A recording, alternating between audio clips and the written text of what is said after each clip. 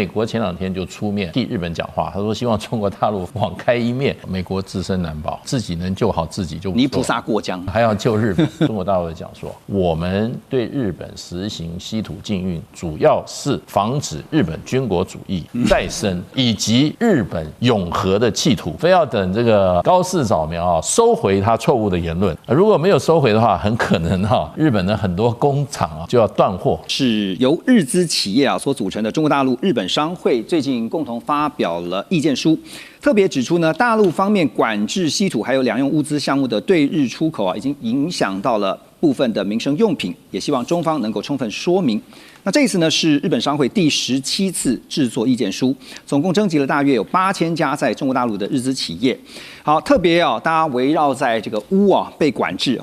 那因为中方呢是从2025年2月份开始把钨纳入出口管制的范围，作为对美国关税的反制作为，并且呢在2026就是今年1月，以军民两用的物项为理由呢，进一步严格限制对日本出口。根据中国大陆海关总署的最新资料显示，今年2月到4月，中国大陆的碳化钨还有钨粉这些关键钨的加工产品对日本的出口量已经归零。其实钨是非常重要的战略资源，这边有张图表让大家了解一下钨为什么那么重要钨的特性。我们先来看一下，它的熔点非常高，3422度这个摄氏度，硬度很高，耐磨，强度很高，也导电，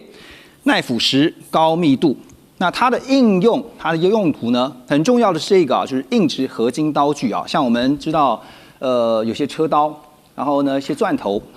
这个是用来制造非常重要的工具。另外就是高温零件、加热元件，还有呢照明相关、电子半导体也会应用到，还有就是航太跟国防种种的。其实你会发现呢，钨为什么那么重要呢？刚刚讲说耐高温、耐磨损、高强度用在制造业、电子业、能源业还有航太所以表示呢，它其实是一个国家的重要的战略资源。而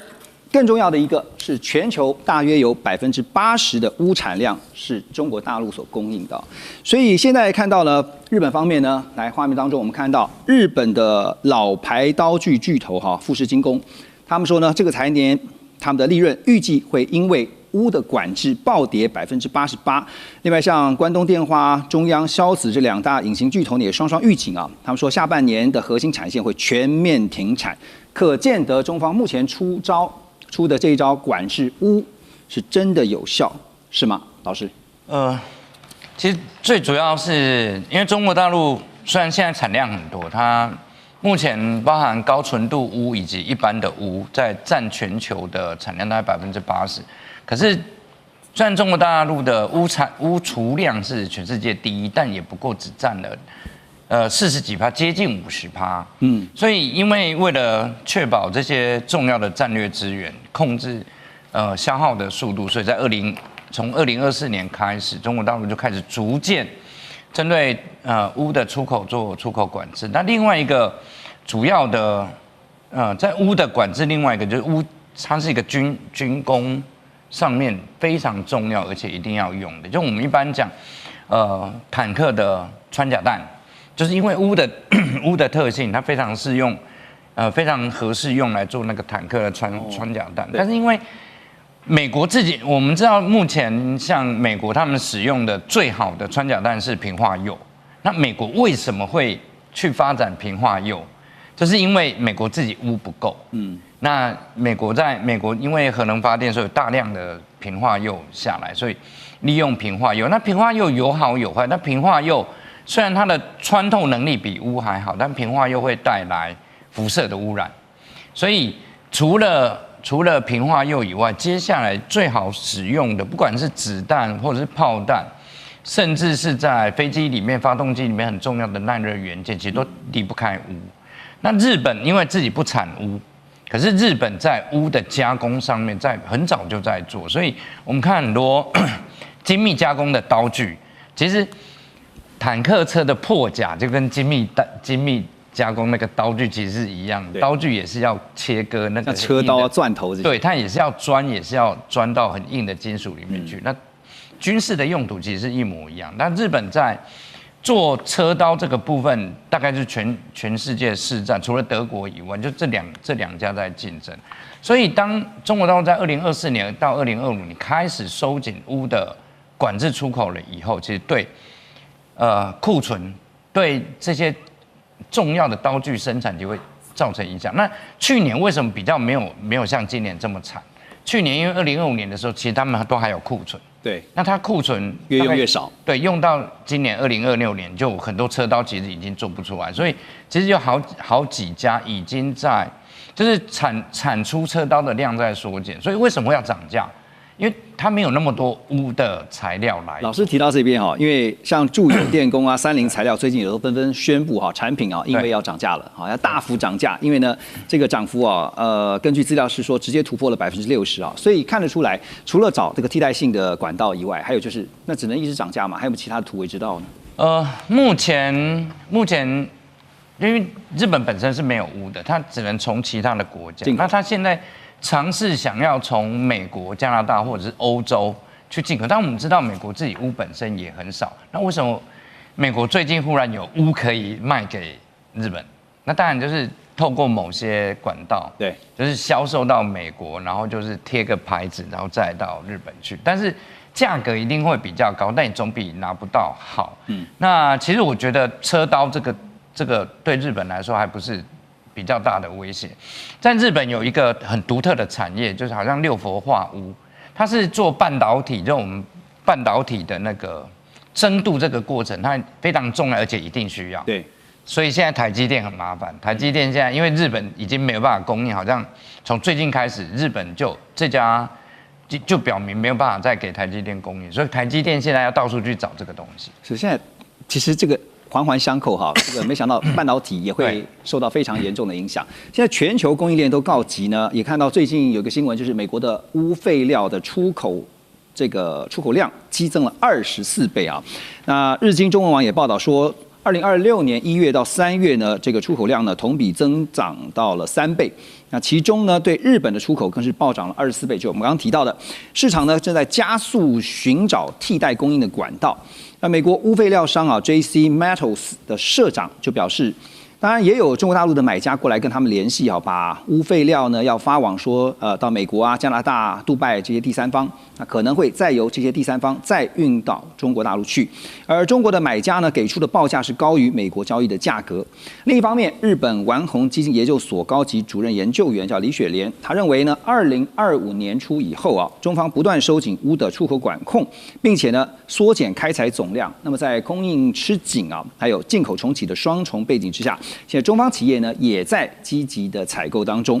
而《金融时报》也报道说呢，就连川普，怎么跟川普也有关啊？连川普家族相关的，就是资本相关的这些矿物企业啊，因为这是跟川普的儿子有关哈，他是间接投资了这个矿物相关的这个企业，那么也正在进行，因为大家都在抢钨嘛，所以呢，他是投资啊，推进到这个哈萨克斯坦，要大型的钨矿开发相关的事业。好，那刚刚特别提到了，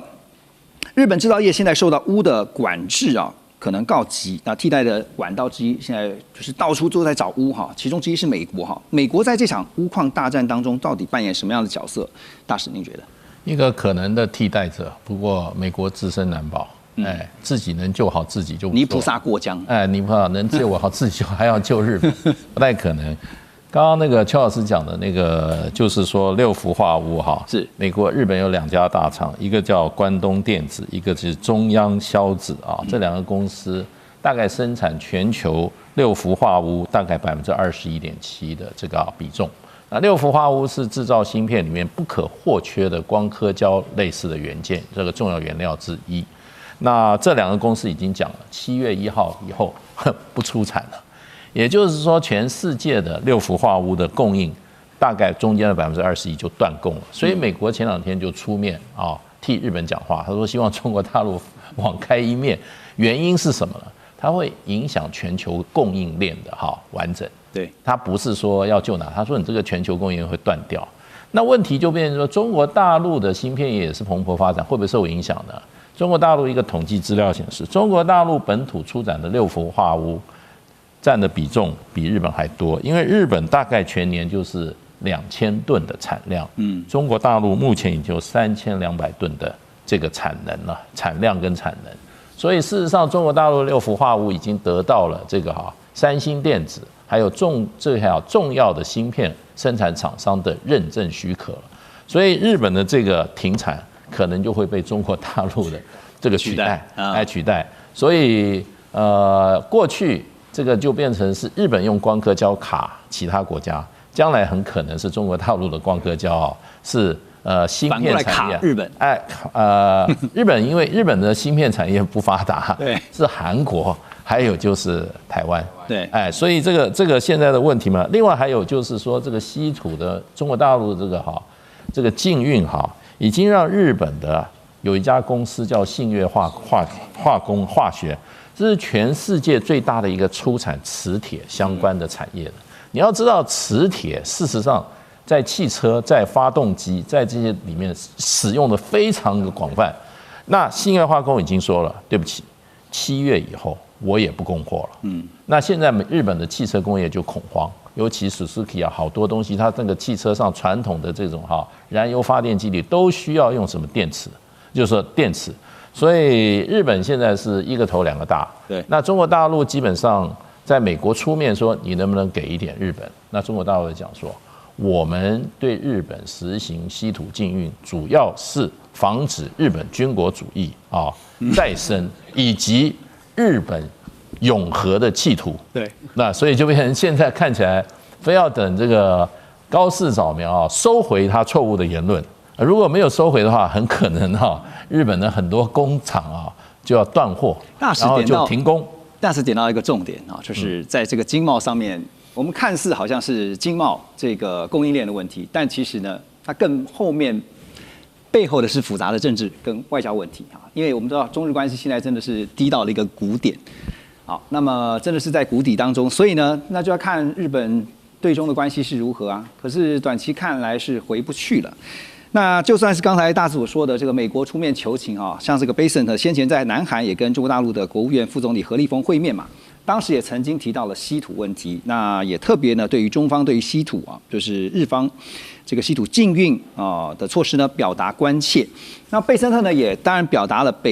希望北京改善这个相关的稀土政策避免说这个高科技设备还有全球供应链呢造成负面的影响。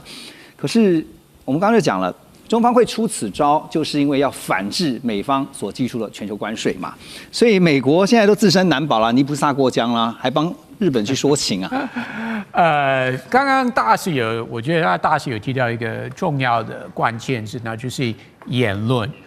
那或许之后呢，你说美国怎么帮日本呢？我们已经知道了，川普有几次跟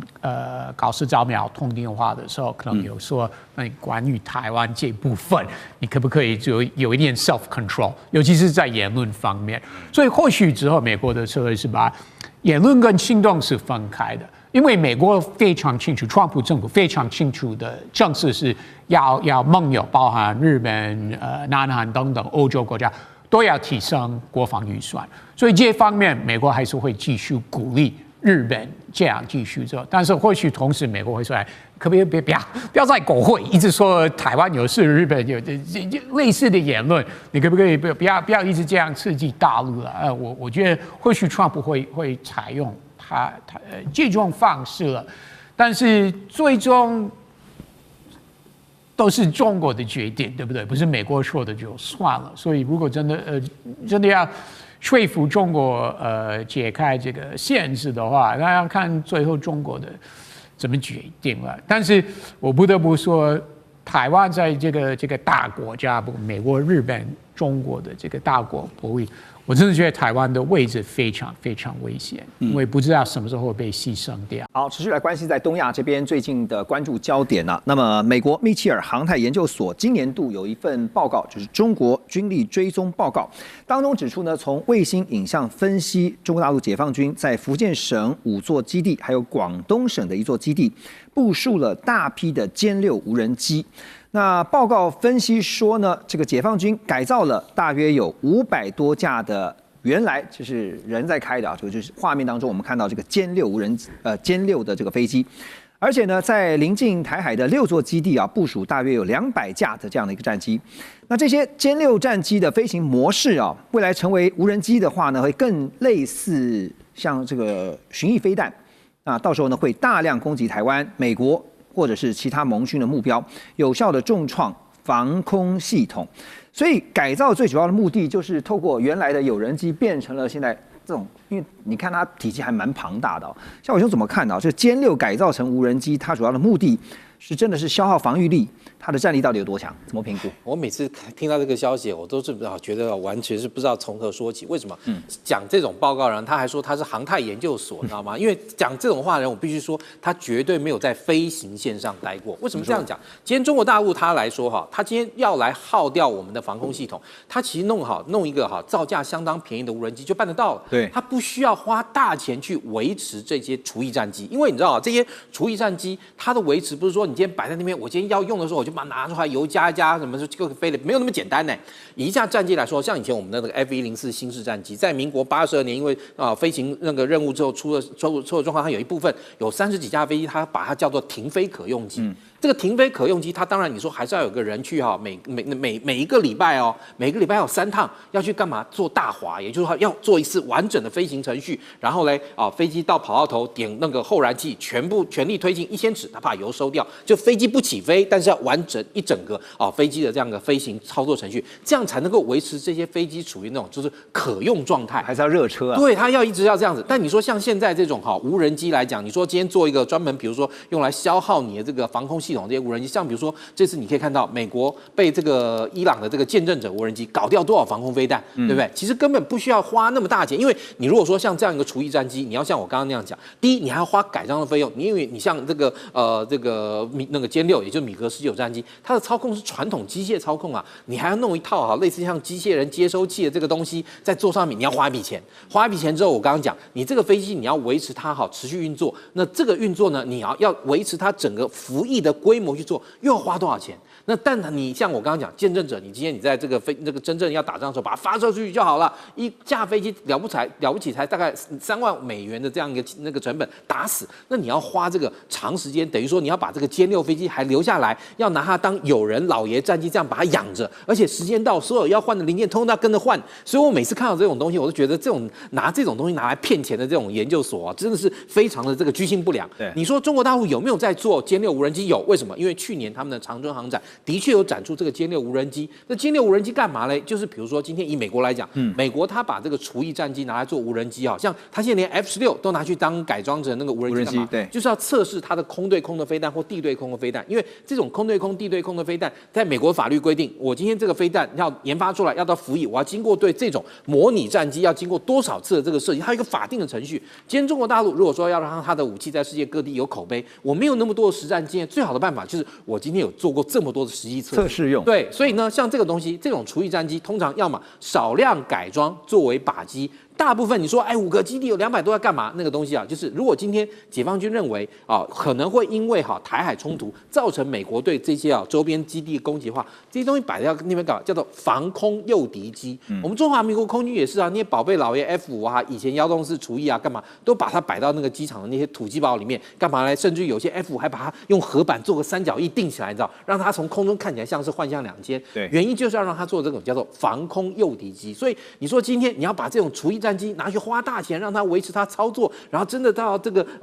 要那个打你的时候，这些那个除役那个无人机飞得起来飞不起来还不知道，那我还不如干脆打一架这个2万美金成本的这种见证者无人机这种等级的东西来得划算吧。所以我每次看到这我真的不知道从何说起。所以你的重点其实就在于说，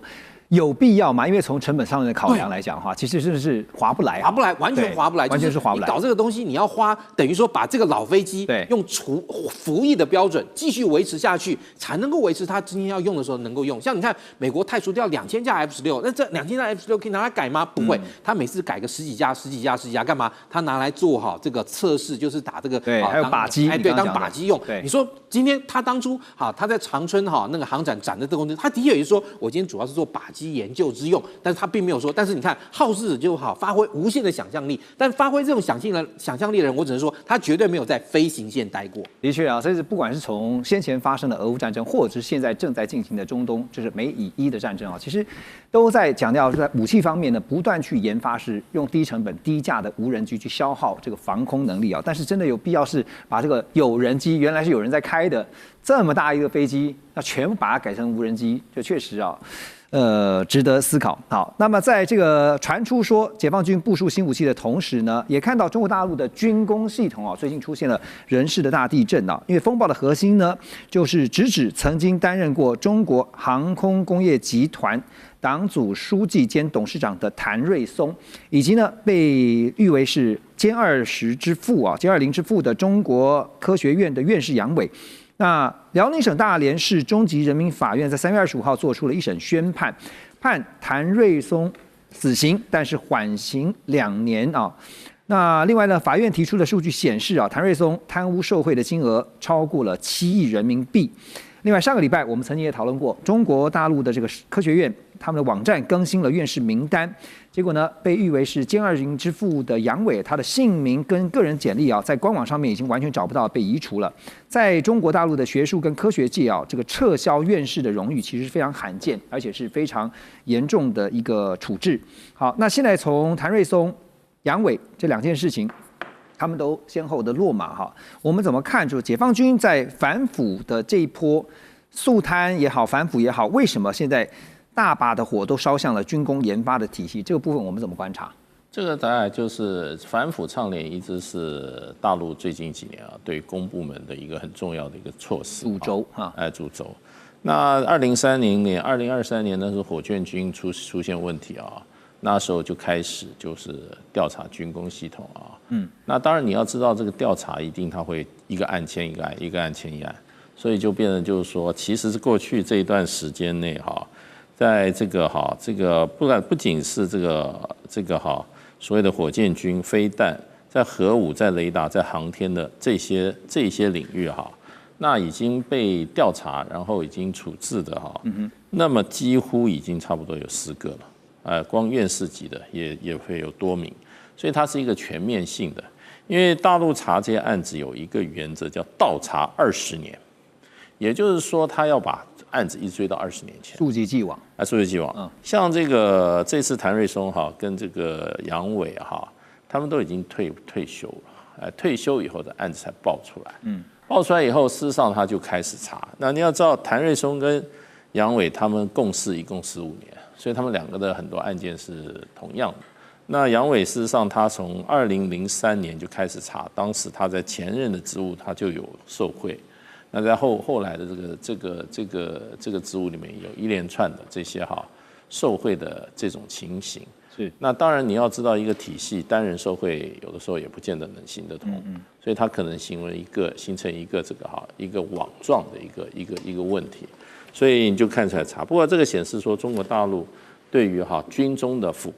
败，它是要不论官阶，不论重要与否，它都是查到底。一连串的反腐打贪呢，是不是也凸显出一件事情？就尤其对军方来讲，就代表说解放军是随时做好可以打的准备。对，因为你军方的腐败是很危险的。你如果说他这个操守有问题的话，那你这个不只是他在这个采购过程中中饱私囊。他也可能出卖情报，了解。对，所以这个对于我觉得对任何的这个组织，尤其军方组织，要维持内部的这个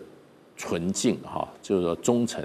非常重要的。是。那你说对这个武器发展会造成多大影响？我倒比较保留，因为这武器发展是一群人，这2位他是已经退休的，所以他还是这个武器发展应该还是有第一线的后面的这个年轻代还是在继续在做。东亚最近看到在日本这边也是加强他们的军事部署因为日本的防卫省就宣布说呢，会在3月底之前在九州熊本部署射程1000公里的这个12式陆基反舰飞弹性能提升型。那打击的范围呢，涵盖了东海，还有整个朝鲜半岛，甚至延伸到中国大陆的上海地区包括解放军海军经常会通过的宫古海峡。那另外呢，根据 Defense News 报道呢，自民党和维新会正在针对防卫装备移转3原则进行关键性的协商。日方高层也倾向允许向合作国以外的第三方出口，来确保呢跟像英国啊、意大利共同开发的第6代战机计划，那无非就是希望打开他们的海外市场啊。我们先说这个长程飞弹啊，在熊本部署的这个长程飞弹，现在连大陆上海都纳入了打击范围，这难道不会引起中日关系更加紧张吗？现在中日关系已经不好了。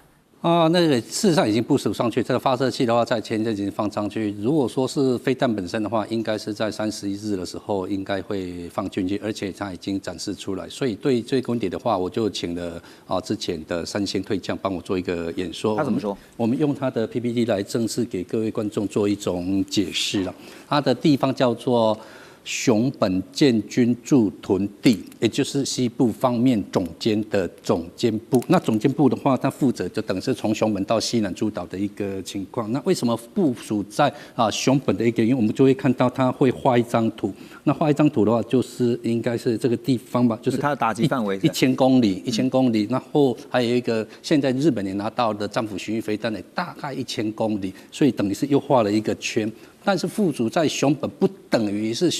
飞弹永远是在熊本。那为什么是选择在熊本，不选择在离岛？因为你放在离岛不能够搬去熊本，放到熊本很容易就可以搬到离岛。而且熊本的话，它放1000公里，你现在的划分大概可以包含台湾北部。那如果说把这个飞弹平时有状况的时候，它往南部牵扯到九州的南部的话，你就可以把整个台湾再包括南海就包含进去的。所以他们提出一个概念，日本加美国加台湾的概念。往南移的话，就是大陆东南沿海，都可以进去的。所以它的飞弹事实上是移动式的，甚至它也可以移到宫古岛和所谓的 Okinawa 岛，都是可以移动。这是他们提出的一种想法。中日的争议呢还没有落幕啊，但是现在大家在看另外一件事情，就是呢日本首相高市早苗他原本希望是能够尽快的到美国去访问，最好呢是在明年1月啊就能够访问美国。但是日方在跟美方协调之后呢破局了。现在日方呢是希望能够抢在川普啊，现在是说看4月访中之前啊，在3月就能够抢先让这个高市去访问美国。当然也希望呢能够争取川普强力的支持，并且确认一件事情，就是日美同盟的团结。而会让高市这么不安的原因啊，当然其来有自啊。一个就是美国现在迟迟没有特别强力的表态，另外一个呢就是中日冲突更加进入到一个真金白银开始流血的经济战。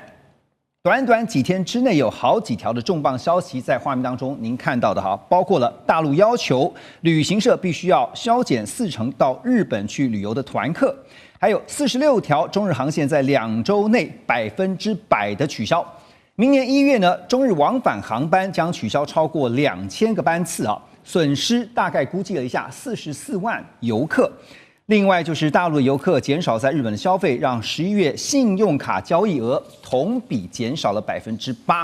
日本的百货可以说是海啸第一排啊，光是在12月前半个月的从他们的免税销售额来看，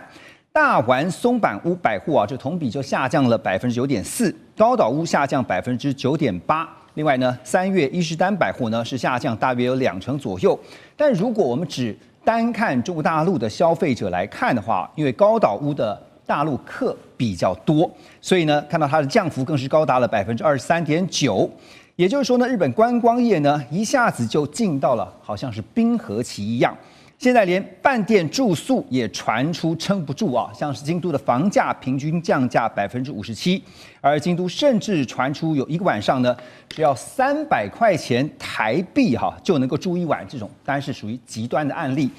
大阪呢则有饭店因为失去了中国大陆的团客更是带头砍价。那你知道大饭店开始砍价，当然连带影响的就是小饭店啊，这些旅宿业者呢也说撑不住了。聂老师，现在不只是看到的航线归零啊，现在也传出说中国大陆方面还要求要再削减40%到到日本的团客所以确实我们看到在观光这个方面，中国大陆出重手，有打到痛点上。当然有46条中日航线，你刚刚讲100%停航，然后呢就是所谓的航线归零，这是非常严重的啦。当然他要打这个当然就是打击这个日本的经济信心嘛。那当然这个减消了这个少了掉了，之前在10月到11月就提出了一个，当高市10月7号提出这个，所以台湾有事之后呢，日本不是很快就做了动作，叫做避免赴日旅行，光这几个字你知道吗，就已经削减了非常多。大家就知道从10月到11月，你知道一年中国去日本旅客大概是1000万人啊，900多万，全世界是3000多万，它大概占1/4。光这个平均起来一个月是80多万，好，之后从10月到11月一下就降到50几万、56万，就跌了20多%了，将近1/4，所以已经这个砍掉了非常多的旅客。这次再这样子中日航线再断航的话，那就不得了。当然，你就像您刚刚讲的，会少掉40多万，不管是详细数字会多少，就这么多的这个旅客会少，而且最重要的是，其实这个因为地缘也近嘛，台湾去日本也是一样，都是自由行比较多，自由行的人你知道吗？就到处拍拍照，然后呢就开始什么吃什么玩什么都可以。所以呢，会有非常大的影响，就在消费上。因为这个，其实我们讲说，全球就算中国只有去1/4，因为中国在这10几年经济起飞之后，中国人其实土豪是很多的，很会花钱去在这个日本吃花钱花凶的，其实是这个我们的对岸中国人。那这时候你会发现，它不只是这个吃的部分，你看吃一定会有很多餐饮店一定会受到伤害，包括我们的住宿业。其实不瞒你说，我在日本我自己就有合法的这个民宿啦 Airbnb 这样在做的，在徐布雅。但重点是。这个时候呢，当然我的话当然是尽量用这个西方客人。不过呢，中国人减少的话，锐减，你绝对会受到伤害。所以您刚刚讲到的前线的就是住宿啊、饮食，还有甚至买一些药，你知道吗？它非常多的药妆啊，中国人去你看满满的里面都是中国人。中国人买药是非常疯狂的，消费力很强，他们自己的药品也很强，但他们就是一种日本药，他们也会有一种这种从日的这种互相都就是有这种很强的这种药品消费力，以及其他的可爱的卡哇伊的商品哦。所以我要讲的就是说，日本经济啊，自从高市早苗在台湾有事之后，那当然中国它有非常多的力气，光靠它人口的量，你知道吗？就可以压倒这个对方。所以他这一招做到，应该会让这个日本会很痛，而且尤其在经济观光上。他现在挑这个时机啊，正好接下来大家知道就是要跨年，跨年完了以后呢，就是中国人这个农历春节啊，这算是放假的大旺季哈。对，所以挑在这个时间点，绝对也是有原因的。当然是这样子啊，因为这个时候，我们讲说大陆就是一个11长假，那再来就是新年嘛，这个时候大家最多放假。对，那我们在那边说还有一个就是樱花季啦，那这个时间当然刚好点到这个时候，他再之后一砍，那当日本其实就像那个当时的奥运一样，他当时想象他的奥运可以赚很多的钱，花了很多的科技广告，结果碰到了疫情也很惨。这一次呢，当然又开始等于又是一次的，让他在最应该可以有这个所谓的这个外汇收入啊，就观光收入的时候，再之后又是重一击。对他的确，我觉得会有很大的伤害。确实啊，这个刚点了一个重点，农历春节之后呢，搞不好接下来呢还有一个就是樱花的花季啊。3月底。当然美方的态度呢，最近也让人家觉得有点这个令人觉得玩味之处哈。我先请教大使哈，怎么看美方？因为最近看到他们非常的低调，还是为了明年4月想办法，一定要让川习两人见上一面才行。所以这个时候按兵不动是吗？对，不仅是明年4月，明年一整年都需要，因为美国明年的重头戏是在11月的期中选举。川普现在的状况有一点不明，虽然时间还很长，对，可是他已经步步为营了。他上个礼拜突然跑出来做了一个全国演讲，有人的分析就是说，哇，他已经感受到11月那个选举压力来了，他已经开始进行选举的这种不是布局了，已经开始竞选了。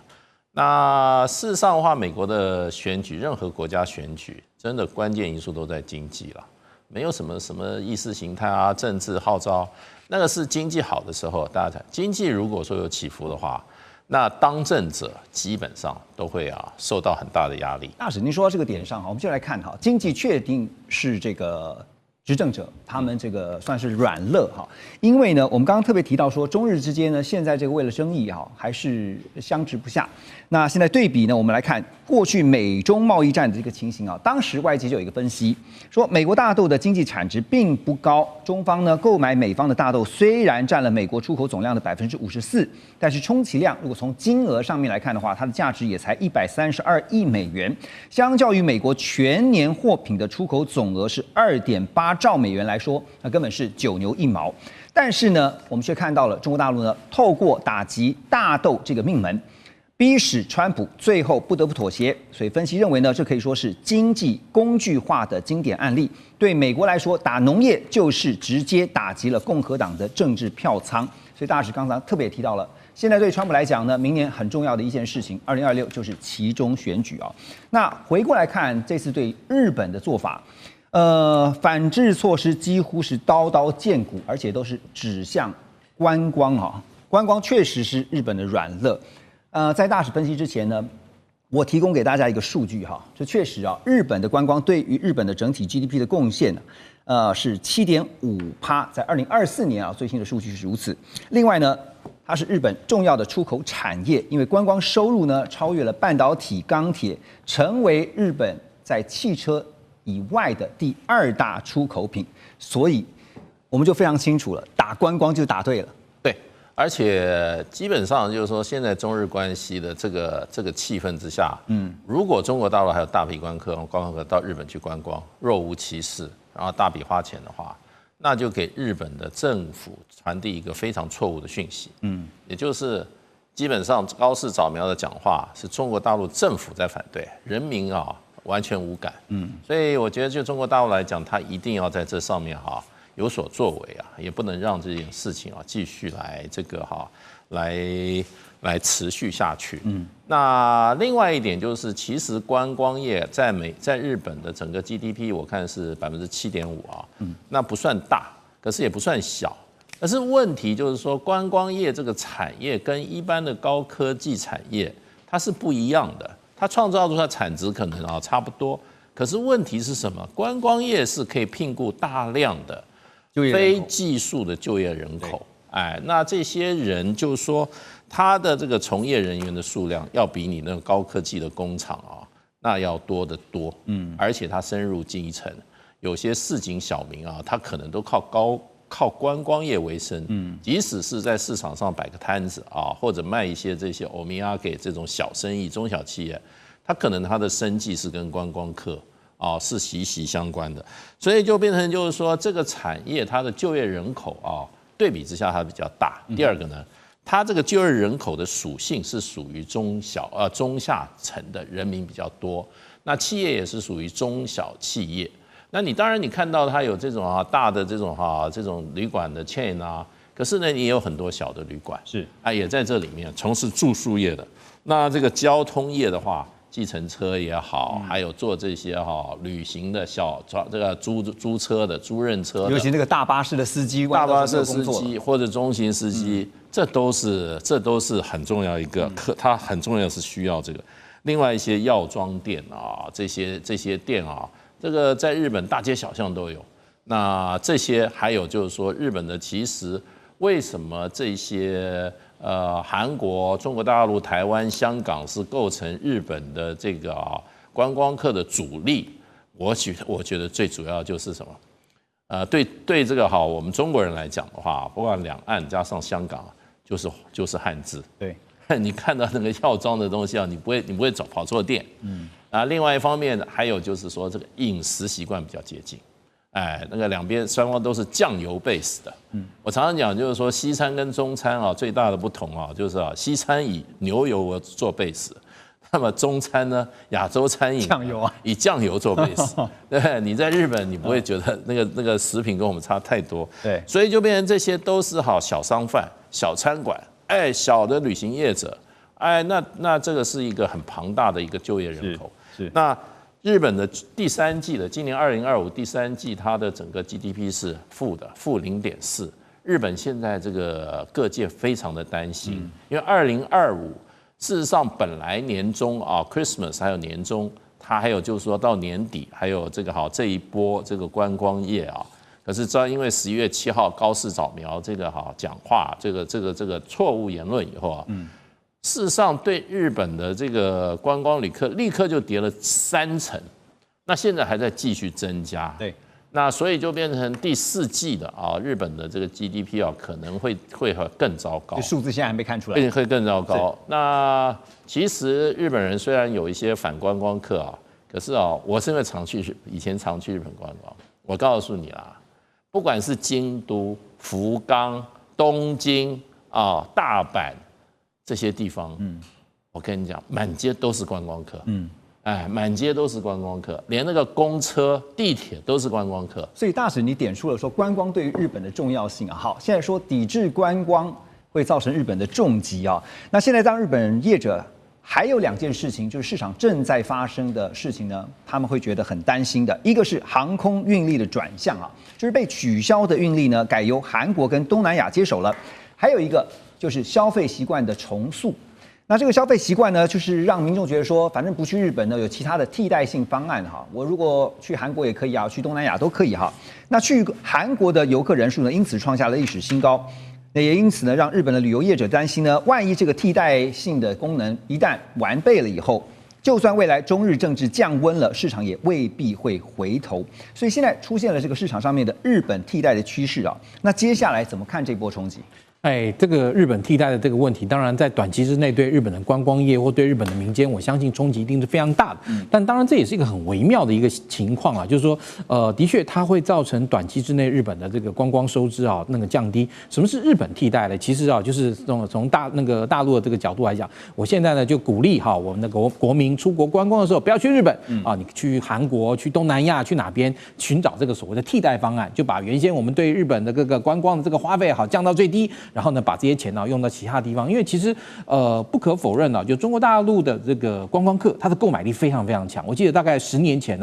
这个爆买这个词就是用来形容这个中国大陆的观光客在日本购买那种到处收购这种东西的这样一个情况。为什么？因为毕竟大家都知道，就是大陆做的东西，有时候大陆的这个人自己本身有时候信心有点不够嘛，总会觉得舶来品这个品质更好等等，所以他们一旦去日本、去香港等等，就是完全显现一个爆买的这样一个状况。那但这个时候，如果说我们今天把这样一个，就是说从大陆的这个政府有意的就是要把这个消费跟旅游这个导向其他这个市场，某种程度来看，你会不会有点觉得有点觉得熟悉啊？为什么当年那个韩国跟因为要那个同意美国部署萨德这个飞弹的时候，当时韩国已经被这样过了一次。所以那在这个情况下，那你说其实韩国当时受到多大冲击？的确冲击也相当大。那你说日本现在有没有相当大的冲击？我相信一定也很大。但是我们看看香港，我大概刚好2个礼拜前去一趟香港，我也注意到一件事情：香港市面上大陆观光客少了非常多，反而是反过来的，都是香港人礼拜6、礼拜天跑去深圳这个度周末。为什么？因为2地的物价差很大，那大陆人嫌贵，然后就不去。但是其实对于香港人来讲，或者说其实我觉得现在很多日本人来讲，可能通常也有大概类似的这样想法，反而觉得市面这个清净不少，然后整个环境也这个品质也提升不少。所以你说这个后面这个中国大陆它这个趋势会不会变成一个经济包围政治？那我相信中国大陆它是希望透过这样的方式来达成对高市的这个政权的这样一个压力。但是我觉得从一般民间对高市在这个事情上的反应来说，高市反而变得相对来讲它不会那么担忧。但是当然对经济或者说财政的冲击，这个部分是一定有的。所以你说短期高市是不会软下来的？对，它不会，我觉得不会。而且其实对于一个政府部门来说，我今天已经在这个我觉得他会日后用各种的方式来去弥补这样一个说法，但是他绝对不会说我这个说错了，我这个话要收回，这个不行。因为这个其实对于高市的威望来讲，如果他一旦做这件事情，他首相都不用做了。这个我觉得这个北京方面给那个高市方面，我觉得那时间的推演下去，双方最后会磨合出一条新的方式，就像当初中国大陆对韩国那样。